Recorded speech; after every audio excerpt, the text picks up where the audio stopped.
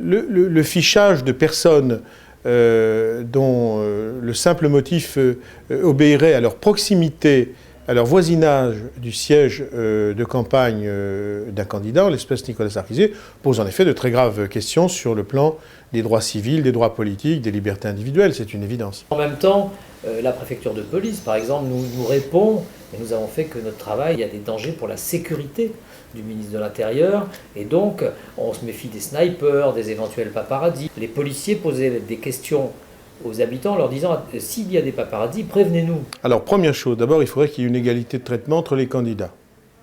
Je n'ai pas le sentiment que cette égalité de traitement ait été respectée. C'est-à-dire que tous les candidats et toutes leurs équipes ont droit à la même protection.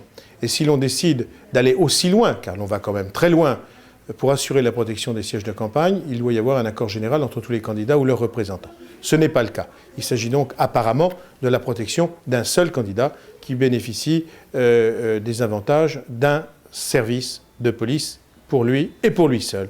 Que vont devenir les données collectées? Est-ce qu'il y aura un fichier qui sera établi sur les personnes habitant à proximité de ce siège?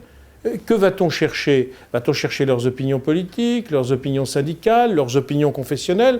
Qu'est-ce que cela signifie? Je suppose qu'à partir du moment où ces personnes se signalent, forcément un minimum de données sont prises.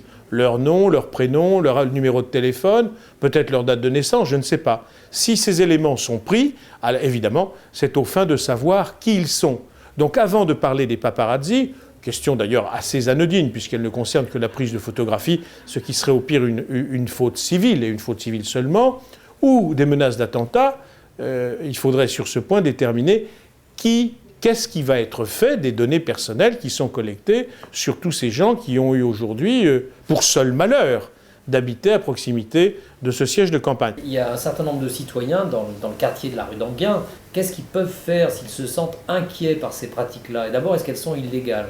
Elles obéissent purement et simplement à la discrétion des fonctionnaires de police qui interrogent les personnes. Et les personnes sont immédiatement en droit de demander ce qui va être fait des données collectées. Première chose. S'ils ne leur est pas répondu, elles doivent évidemment saisir immédiatement la Commission nationale informatique et liberté pour avoir accès aux fichiers qui vont être immédiatement réalisés à partir des quelques renseignements qu'elles auront donnés. Et troisièmement, j'insiste quand même sur un point extrêmement important. Qu'est-ce qui caractérise une démocratie par rapport à d'autres systèmes politiques? Bien sûr, l'existence de droits, droit de grève, droit de la presse, droit de la défense, évidemment. Mais qu'est-ce qui définit une fois pour toutes une démocratie? Par rapport à toutes les autres sociétés totalitaires ou autoritaires, qu'elles soient communistes, qu'elles soient fascistes, qu'elles soient confessionnelles, eh bien c'est le respect de l'intimité de la vie privée. C'est le respect de l'intimité de la vie privée qui, une fois pour toutes, est la marque ultime distinctive d'une société démocratique, d'une société de droit et d'une société qui ne l'est pas.